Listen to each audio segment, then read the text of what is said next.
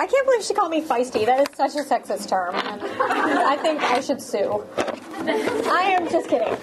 So good to see you all. You're all so beautiful. This is my favorite event to come to talk to women interns in D.C. It is so important that you guys are here, that you're having this opportunity, that you are learning, and I'm honored to be here to be able to talk to you. Okay, so I saw this.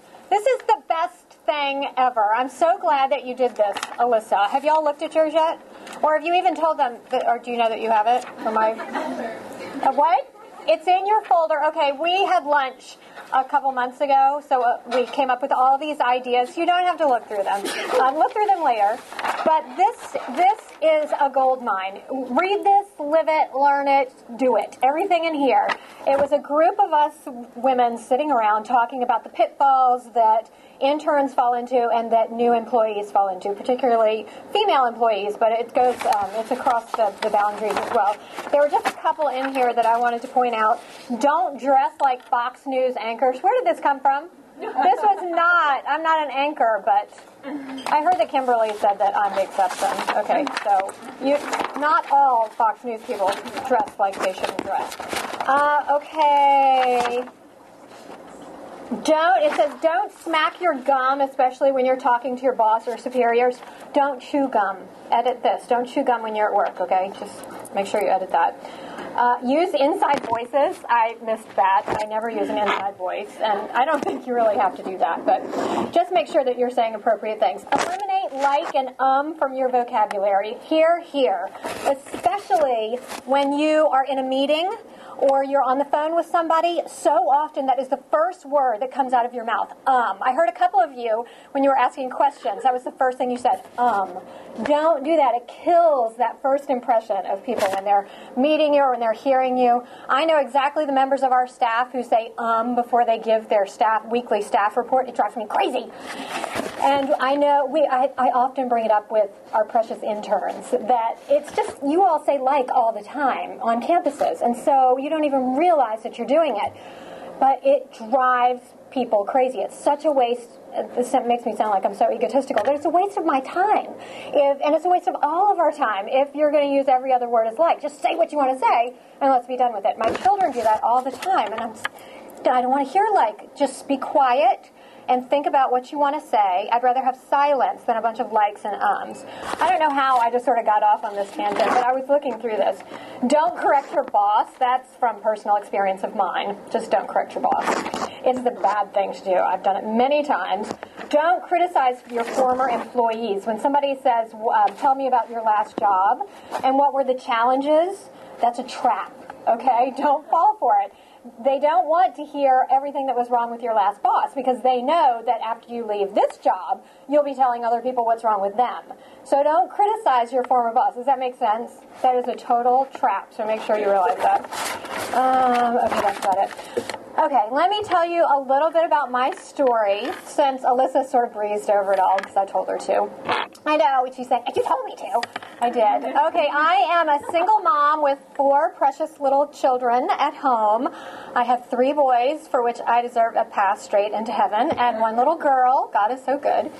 And I thought that I wanted to be a stay-at-home mom for the rest of my life. I loved it. I was a stay-at-home mom until... Oh gosh, my oldest, they're all really close together. Never mind. But let's see, when Henry was about 8, I had to go back to work because I was separated. So I went back to work, and you know what? It's just so important that if you do become stay-at-home moms and that's your passion and what you love, still stay involved. Definitely stay involved. So many of my friends want nothing to do with politics or the public culture. They don't want to know anything about it. They want to be in their own little world. I guess you can't watch Oprah anymore, but watch Oprah and read People magazine. We don't have that luxury anymore. We really don't. If you all want the world that your children grow up in, if you want their future to be like your future, then you have to be involved, even when you're raising your children. And you will wonder how in the world that is possible, because there's so much to do in raising a family, and if you do have a career as well, there's so much to do. But you cannot abdicate that portion of your life to other people. You have to stay involved, and you never know what's going to happen. You don't know if something's going to happen to your husband, or something's like me, something's going to happen to your marriage, and you have to go back to work. So it's so good to keep your skills up to date and to be involved so that you are a strong, powerful, dynamic woman able to go out and take care of your family if ever that is what happens and you have to do that. Well, I'll go back farther. Let's see. I went to work for Young America's Foundation. That's who I work for now. And they own the Reagan Ranch out in Santa Barbara, California. You all need to come out to our conference in California. We have a college conference every year on the West Coast in November. And we take you out to Reagan's Ranch, and it is a transformational experience. You really do need to come and have that broadening and enlightening experience. It will change your lives. I went to work for them when I was right out of college, and it was the best job ever. I was 21 years old, and I was traveling around the country with Russell Kirk and Bill Buckley and Bob Novak and Jack Kemp and Phyllis Schlafly, whom I love.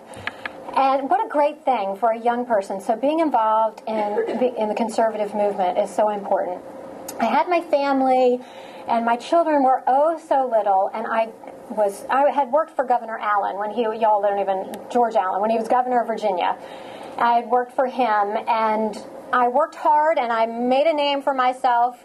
And so even though I left public life and I was raising my kids, when it came time for a wonderful opportunity, they thought of me because I'd made an impression when I was your age, not much older than you. I'd made that impression. So this opportunity was that the chairman of the Republican Party of Virginia had illegally wiretapped a phone conversation that Democrats had, a strategy planning session. That's a very bad thing to do. It gets you in a ton of trouble and gets the party in a ton of trouble. So they needed a fresh face from outside of Richmond, so they called me and asked me to be, George Allen called me and asked me to be run for chairman of the Republican Party of Virginia. I said, no way. I have 4 tiny children. There's no way I can do this. And, of course, he talked me into it, so I finally said, okay. And I will never forget pulling up in front of my house after I had finally caved and said, yes, I'll do it. And I sat there, and my little 9-month-old daughter was in the back seat, sound asleep. And she was so precious. And I pulled up in front of my house, and I just sobbed. I sobbed and sobbed because I knew what I was giving up. You know, I loved my life. It was beautiful and peaceful, and I was raising these children. But I knew that this was an important calling, and it was something actually that I was perfect for. I was a mom with 4 small kids. I was outside. I was a fresh face. And I knew that I could do this job. And it was that important, so I took that opportunity. And I will tell you, when I became chair, I ran and won. And the news media was all excited because I was the first woman to be elected chairman of Virginia. I didn't think anything of it. It meant nothing to me. And I don't mean that to sound arrogant. I just didn't mean it. I'm of the Margaret Thatcher school. You know, we elect people for who they are, not their sex. And when I was asked, do you owe something to the feminist movement for your election, I laughed. Say, no, I owe myself. I don't owe the feminist movement anything. And that's from Margaret Thatcher. But when I became chairman, I traveled around the state of Virginia, meeting with the activists, the local activists. And place after place that I went, women would come up to me, particularly older women. Some of them with tears. They were tears streaming down their faces. And they would say, I never thought I'd live to see the day when a woman was elected chairman of this party. I was stunned because I grew up, I hope in many families like yours, where I didn't consider any boundaries for myself. I knew I could. It was a very traditional family, too. But there were no limitations on what I could do or become. I could do anything. But that there's this sense among women in our movement and in our party that they never thought a woman would be elected. It really smacked me in the face. So I realized there was a problem, and I started a women's leadership training program immediately. And so we recruited 25. There was an application process. So these were highly qualified women who were already active, already engaged, both professionally and in the party. And so at the first meeting, when we'd all come together, I would ask these women who had signed up for this program, how many of you would consider running for office someday? And this is a Republican gathering, so you would think that they would be thinking along these lines. Maybe one tentative hand went up. And I asked, why? Why are you hesitant? And many women would say, well, I just prefer the supportive role. I prefer to be in the background. That's what I like doing. Fine. Some of that is very important, so I wasn't disparaging that. But then we would have 8 months, 1 week in a month, where we trained these women. Public speaking, how to raise money, how to network. They made contacts. So after 8 months, last meeting of the group, I would say, so how many of you would consider running for office someday? Every single hand shot up, boldly, confidently, and proudly. And it just made me realize that women need an extra push sometimes. They need extra training, they need extra encouragement, and that's fine. But we need to provide that for women. That's why I'm so glad that you all are here, because I am a huge advocate. As much as I want women to stay home and raise their babies, because I really do. I think that is the future of our country, is to raise good, solid children who believe in God and country. I still believe it is incredibly important for conservative women to be in leadership positions in the conservative movement, because that is how we bring other women into our movement. If we're all a bunch of guys, 80 years old or whatever, sitting up on the dais at CPAC, women are sitting there going, huh? Where am I in this equation? And although those men all deserve being there and they've all earned their spot, we need to do a better job of lifting up our successful and articulate and frankly beautiful conservative women to bring more women to our party and to our movement. And when you look at when they're on C-SPAN, you want women out there who have never even considered being a conservative to look and to listen and say, wait a minute, because it's just natural. There's nothing wrong with saying that we identify sometimes with women better than we identify with men. It just is. Sometimes. So it's great that they see those women and give us a second thought. And I tell you, that's why we conservative women face the greatest onslaught from the left when we get out there, because we are the greatest threat. Because if we can wrench women away from the left, who have been taken for granted for all these years, they haven't even had to work for the woman vote. They've just gotten it. But if we can start luring them and giving them an alternative, the left knows that they're finished. Their ideology is not going to be able to flourish without women, because they have women in great majorities right now. But I believe that we are beginning to eat away at that. So, let's see, is that about it, about my little saga? Yeah, okay, I'm sure I'll come back to something.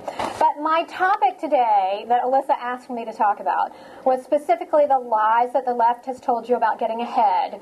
And that's under the context of the failures of the feminist movement. Now, I don't even feel like I really need to give this speech anymore, because I can just tell you what happened when Emily Buck, sitting right there, wave your hand, invited me to come and speak at James Madison University this spring. It wasn't funny for you, but it was the ironic thing ever. So little James Madison University, it's not that little, but considered a conservative traditional school in the Shenandoah Valley of Virginia, named for the father of our Constitution, kind of a big thing. I came to talk on the failures of feminism, and the place went nuts. Nuts. I mean, I'm not Ann Coulter, okay? But just seeing a poster with me crossing my arms, and it had on there, did it have the failures of feminism on there? Okay. They went bonkers and started ripping down the posters, defacing the posters. I think somebody did the devil's horns, and they would scrawl across it. This is the most intolerant thing I've ever heard of. How can JMU tolerate such? This is what they said. This is so intolerant. How can JMU tolerate such things? and wrote I know, isn't that funny? They're so open-minded. They just love that. An employee of the Student Wellness Center, is that right? Which is essentially their women's center. You know, you all have women's centers probably on your campuses. Actually came out and ripped down one of the posters. I love that. The school employees ripped down the posters, and instead, in the women's center, I'm going to call it the women's center, but you know what I'm saying, they had this list of their priorities, this little poster with their delineated priorities. The number one was to promote unisex bathrooms on campus. Number two was to go into the churches and local businesses and evaluate how they are treating women. Okay, what are they going to do, by the way, if they don't like the way a church is treating women? I don't know, but they're, you know, the little police, the woman police are going to go all over the place and make sure that they're being kind and just and open-minded and tolerant. So at the same time that I was speaking, the Women's Faculty Alliance, whatever they are, was hosting a woman who talked about the myth of motherhood. All right, you just correct me on anything, Emily. She's just sitting here laughing. Talking about how motherhood imprisons women. Because that was the official speech that was being sponsored by the school. And the college Republicans had somebody come in, not countering it just happened to be the same night, talking about the failures of feminism and how feminism is not 100% a smashing success. That there are some areas where feminism has actually had a backlash and actually hurt women, is arguable to say. And for that, because they had the unmitigated temerity to bring somebody in with a different philosophy from the school, the ordained philosophy, what was accepted, then it was all right to basically attack Emily and the group that brought me in. Now, Emily, can I tell the rest of your story? Yeah. Okay. So Emily, she was bashed for weeks. I love the cover when the next day the school had, of course, their very slanted, biased article about my speech. And one of the things I said, because every time I go to campuses, I talk about the lesbian gay student union, because it's amazing to me how welcoming and open-minded and tolerant the school is to the LBG, whatever it is. And yet, to Christian students, they're pretty much on their own. So when you get there, you're just welcomed to come and join all the LBG activities, but the Christian students are just inundated and smacked in the face with something that is completely contrary to what they're used to and to what makes them comfortable. So it's all about making the lesbian and gay and transvestites and all of the other classifications, which are different at every single school. So the pull quote had a picture of me, standing there, and it said the LBG whatever on the top. That was the big pull quote, because I was not compassionate enough to learn the different acronyms at every single school that I go to. And that was their big attack. It was nothing about what I was talking about. Of course, they said plenty in the article and skewed all of it. But Emily's professor was the student, the advisor, faculty advisor for the student newspaper. And Emily, she would say, screwed up. She, in the midst of all these attacks on her, it was just her final exam was 2 weeks later, I think. And in the midst of it all, she missed her exam. So she showed up late. And the professor said, well, I might have let you retake it, but you are a troublemaker, and I'm not going to let you. It was because of everything that she'd been doing.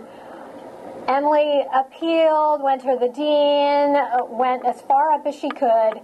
Nothing, not even so much as an answer. So this girl ended up on Glenn Beck's television show to tell him about it. Isn't that great? She wanted national news to be able to say, this is what we're putting up with on college campuses. I know all of you have your mouths hanging open. But I'm not saying this to you to discourage you from being a fighter like Emily. I think, if she can't say it right now, she will say it very soon. It's worth every second of agony and heartache that it's given you because you're fighting for something good and right and noble. You're fighting for what our founding fathers were willing to give their lives for. And we're being asked, as hard as it is, to give a grade, or to give some good night's sleep, or to give some peace. We're being asked to go out there on our little college campuses and say that to have a free speech zone, some of you have free speech zones on the quad of your campus. Isn't that stunning? I was speaking... Georgetown has it? Yeah, they have one section. Yeah. Because it's a Catholic school. Well, you can say whatever you want. What a novel concept. There's a place in this country, if you stand inside that little box, you can say whatever you want. But if you step outside of it, I'd be very careful. You're bound by the student speech codes. So much for our First Amendment rights. It is a stunning thing. And you all, I gave this talk at... University of Missouri, Columbia, and I said, they've got a free speech zone at some schools, and they said, oh yeah, we have that. You do? They said, yeah, we have that. Do you realize this is a problem? It is a problem that they say you can say what you want in that little code. And they said, oh yeah, it's really bad. But up until that point, when they had thought about it, they thought their school was fine. That there were it wasn't that offensive, it wasn't that leftist. I promise you, most of your campuses are profoundly leftist, and you are being restricted in what you can think and what you can say, and everything that they're doing is intended, this sounds crazy, but it's true, is intended to indoctrinate you. You might have a handful of reasonable, thoughtful professors that encourage the free and open exchange of ideas, but that is not the norm on college campuses. And if you, as a woman, dare to stand up and articulate a conservative philosophy, you're going to get attacked. But it's just, you know what? You need to be able to stand up to it, and you need to be able to challenge it, because you are on the front lines of the battle for this notion of our way of life, or the notion of freedom.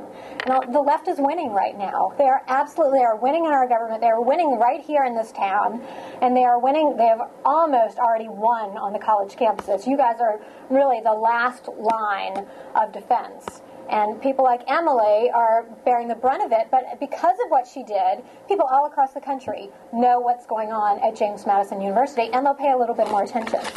Okay, so back to some of the lies that the left has told you about feminism. Women are the same as men. That's what the left has been saying. Radical feminists in particular have been saying that. Obviously, they're not the same.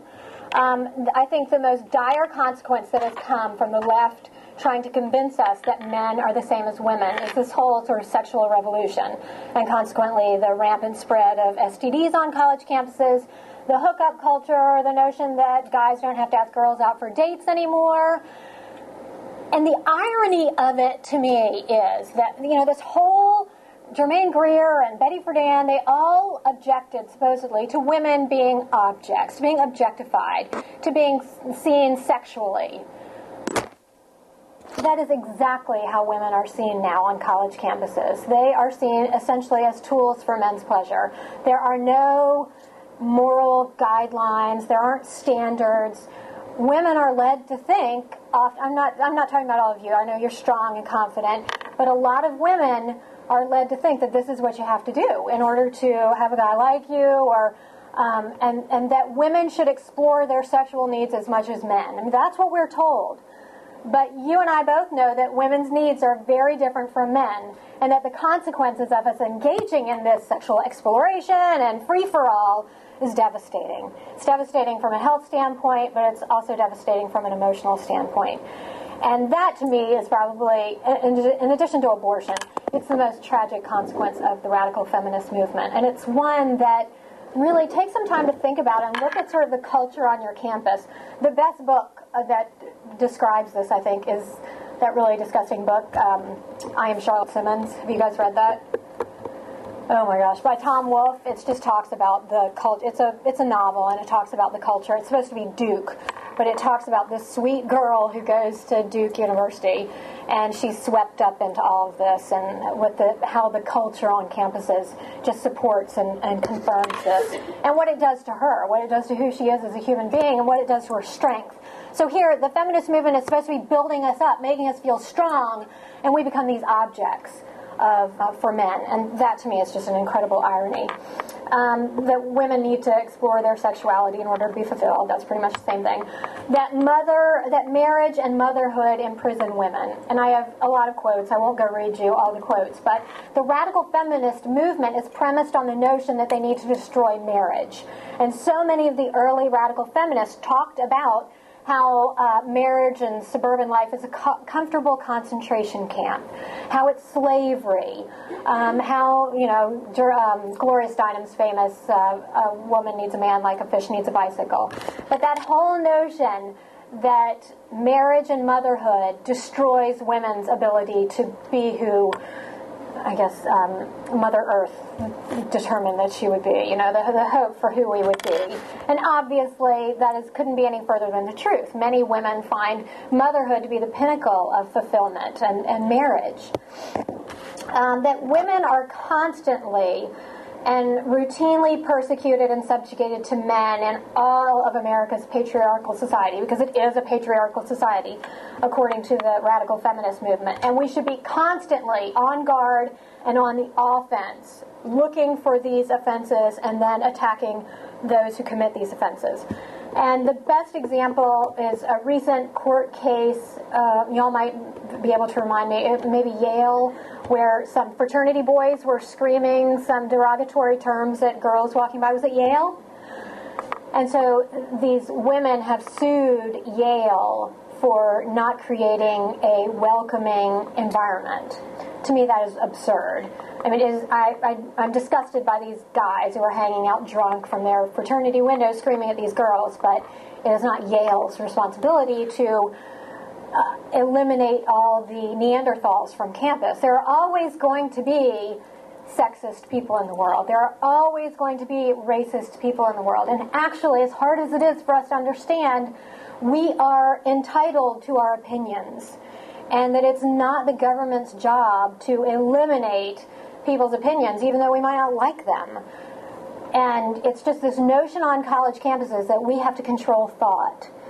And that has grown to be not just we need to control racist or sexist thought, but we have to control thought that does not conform with ours 100%, which means conservatism. You're not really allowed, because we conservatives are, by nature, they say on the campuses, racist, sexist, homophobic. All these names are hurled at us because we don't fit. And that's the way they try to shut us down, is by calling us names.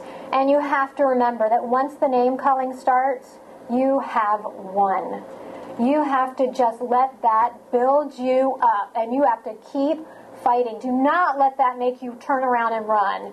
You have to develop the skin of an armadillo in this battle for ideas. And just when they start calling you racist, sexist, homophobic, they come up with everything that just kills us. Because we as conservatives believe we are open-minded. And to be called small-minded, it's so offensive. But just believe in where you're coming from and your ideas, and then keep fighting, keep hammering, and remember, you're winning. I think it was Margaret Thatcher that said, I always felt enormously encouraged when they started calling me names, because I knew that they had not a single political argument left. And that is so true. You have truly, truly won. Oh, the one that I love is that the lie that I love is that feminists care about promoting the rights of all women. Nothing could be further from the truth. The National Organization of Women says that their goal is to have as many women in Congress, have equity in Congress between men and women. And yet, in the last congressional elections, they did not support a single Republican woman. In fact, they endorsed a lot of the Democrat men running against the Republican women. So don't even try to tell me that they're actually interested in equity in Congress. That is not true. And this whole notion that they want to promote women is ridiculous. They want to promote leftist women. Because with all these attacks against conservative women, there is just a resounding silence from the left. And I'll just give you a couple of them. When Chris Matthews told Michelle Bachmann, that she was on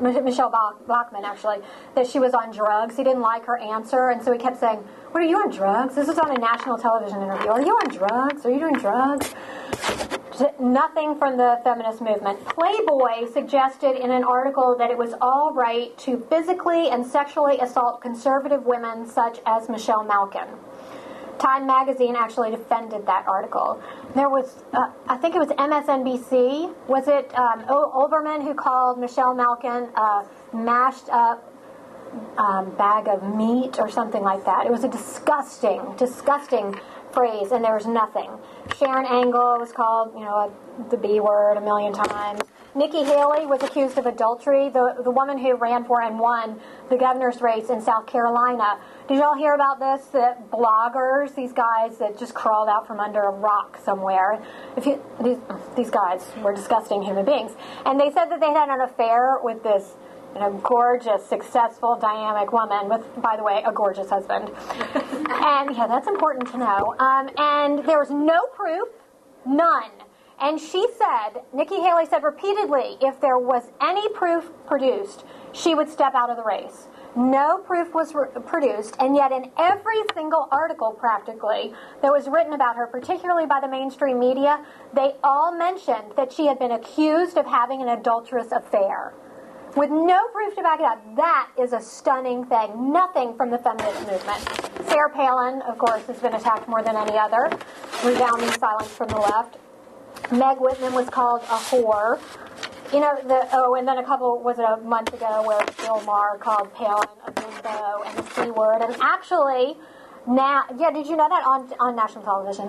And finally, now, when it's so obvious and it's somebody like Sarah Palin that the whole world finds out about it, now sort of creeps out and has to say something. So they said, okay, cut it out. I mean, they said cut it out, as if they're in league together. They said cut it out. And you know what Palin said? She said she needed Now's defense like a fish needs a bicycle. I thought that was pretty good. So it is a joke that the feminists say that they are actually trying to create equity and parity and a positive environment for all women. It is only if you fall into their very narrow categories of ideology that you will be defended or promoted by the left. I just now want to briefly, if I can sort of find them on my notes stuff, give you guys a few little practical tips for as you're going forth from here, and then I want to talk to you, hear what you guys are interested in talking about. One thing I would call the left on your campuses, though, I'd call the feminists on this. If they are really interested in promoting the rights of women and pointing out instances of persecution, why are they not saying anything about Sharia law? That is true, real oppression and tyranny that's going on around the world. I mean, women are being killed. There's this incredible picture, I don't know if y'all remember it, on Time magazine. It was about a year ago.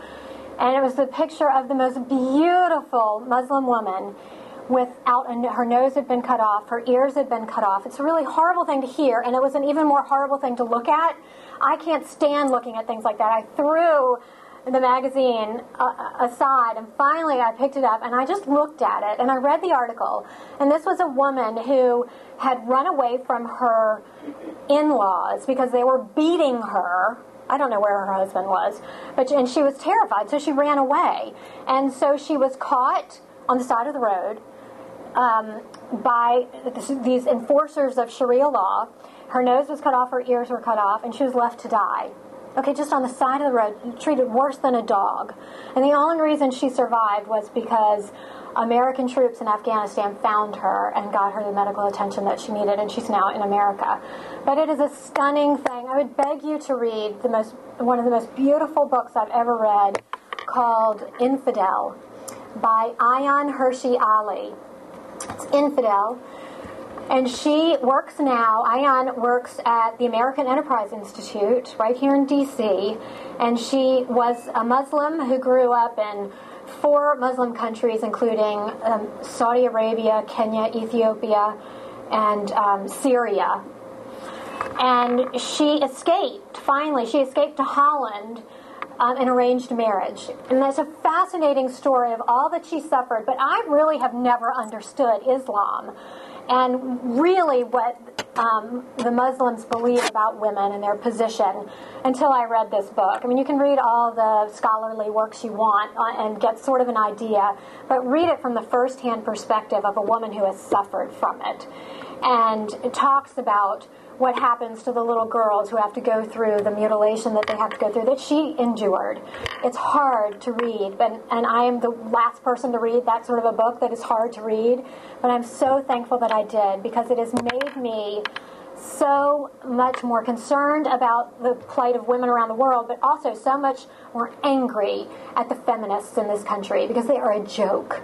They are an absolute joke. And I think once we expose this hypocrisy, where they say that they believe in women's rights and women's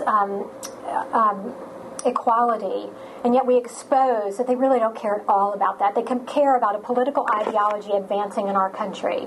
Once we expose that, we completely eliminate their power to have influence on our way of life in our country. So I think it's really important to point that out. Just as you all go forth, I hope and pray that you will be involved and be active and be strong and courageous. But as you do, obviously, read this little book, read this little thing about the specifics. I'm not going to go into a lot of the little stuff because you guys already know that. You obviously get the part about dress codes and how to behave and how to act. And, you want people to think well of you as women in particular. You don't want them to think that you get ahead for any reason other than the beautiful brain that God has given you. I believe firmly that you should embrace the fact that you're a woman and you should look like a woman, but you should be respectful to other people, and you should always look respectful. I hate to say it, but it will get you a long way if you learn how to smile and to be attractive and nice and pleasant.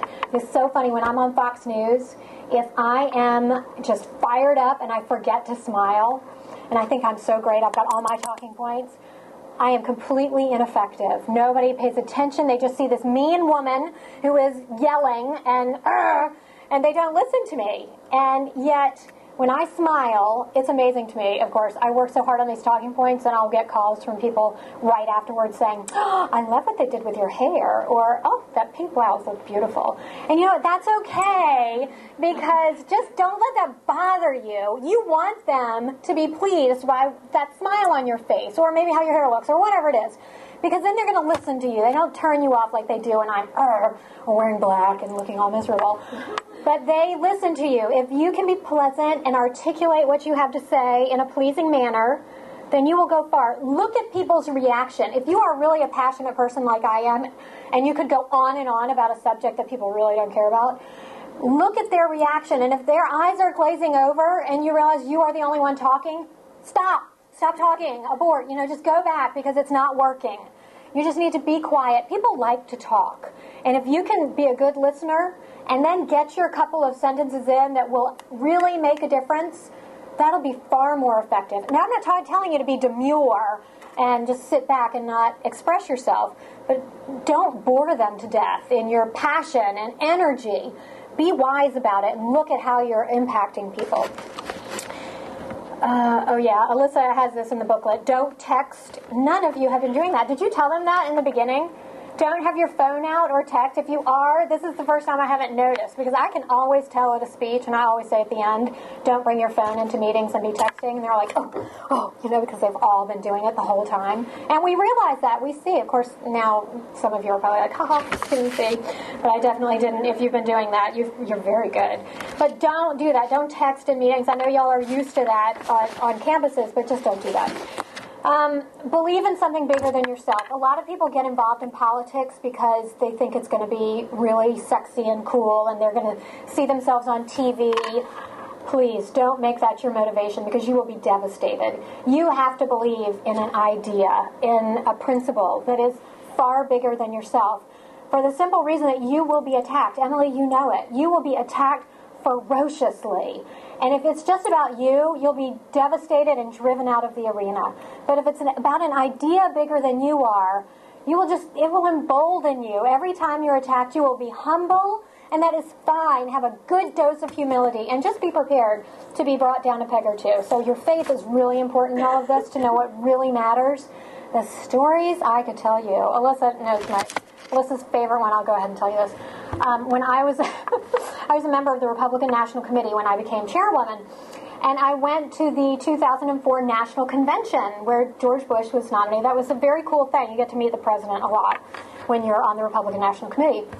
So we went to this meeting, and I tell you, Republican National Committee members are very serious socialites for the most part. And obviously, I'm not. But they wear their mink coats, and they're very, they're lovely and together. And most of them are much older. And I think maybe I was 30 or 32 at the time, so I was young. And so I was walking out for where we were all getting together to go on a bus to some shishi event, and I had borrowed my sister-in-law's suit, and I had these pretty little pumps on. I had tan, my legs were a little bit tan. I was looking good. I was feeling so great. I was walking, I had a little thing going on. I thought I was hot stuff. And I got to the top of the escalator, and all of the Republican National Committee members are right downstairs, and of course I'm a little bit late, as usual, making an entrance. And I get to the top, look at my pretty little tan legs, and I fall down that entire escalator with everybody watching me. I could not stop. I kept going down, down, down, down, down, grabbing. And I get down to the bottom, and I had these escalator stripes all down my nicely tanned legs, and I had to walk around with them for the entire week of the Republican National Convention.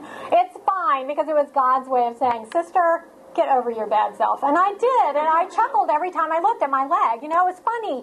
You have to just be that way and expect a few humiliations, and every time just say, thank you. I know what my purpose is here, and it's not to look like a little hottie coming down the escalator. I got that big time. Obviously, put your family first, because there's nothing more important. Don't sacrifice your family or your time with them. And just make sure they know that they are the center of your existence. But you know what? That doesn't mean you have to cut everything else out. They know how important it is. When you are doing something, when you're up there, if you end up running for office or you're giving a speech, that is so important. I remember asking a dear friend of mine who was a Republican National Committee woman. She had 3 daughters. And she was such a faithful, family-first woman, and they were little kids. This was before I even had kids. And I asked her, how do you handle not being with your kids all the time? And how do you justify that? Because I knew I wanted to be with mine. And she said, Kate, there is no greater gift that I could give my 3 girls than for them to see their mom addressing an entire Coliseum full of people who are standing on their feet cheering because I'm talking about freedom, or I'm talking about our way of life. And my girls see that. They are so empowered and they are inspired, and they know that I'm doing that because I love them and that I want their future to be rich and prosperous and good. But okay, I'm good. So you guys remember that. Remember how important it is for you to be involved, and that your children will be blessed by it as long as they know that they're the center. Don't be run away by the attacks. And just realize that we as conservatives be held to a higher standard. You are going to be attacked, and you're going to be expected to be relatively perfect. You're not going to be perfect, but don't see that higher standard as a burden. We can live up to that higher standard because our ideas are actually pretty high up there. They're the highest ideals, I think, the ideals of freedom and liberty and prosperity that we believe in this country. So live up to that higher standard, or try to live up to that higher standard in everything that you do, and just be bold and be courageous and stand up for what is right and good. Thank you guys so much.